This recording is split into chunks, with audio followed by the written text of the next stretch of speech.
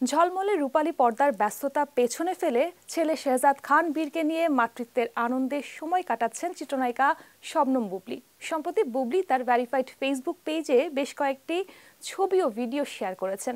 সেখানে দেখা যায় নিউ ইয়র্কের বিখ্যাত টাইমস স্কয়ারের সামনে ছেলে শেহজাদকে নিয়ে দাঁড়িয়ে আছেন তিনি। ভিডিওটি ধারণ করেছেন বাবা শাকিব খান।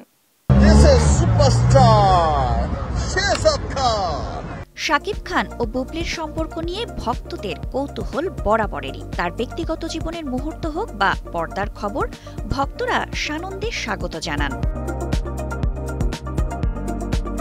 সম্প্রতি সামাজিক যোগাযোগ মাধ্যমে শেয়ার করা কিছু ছবি ও ভিডিওতে দেখা যায় বুবলী শেহজাদকে নিয়ে নিউ ইয়র্কের বিভিন্ন স্থানে ঘুরছেন, কখনো টাইমস স্কয়ারে, কখনো আবার পার্কে।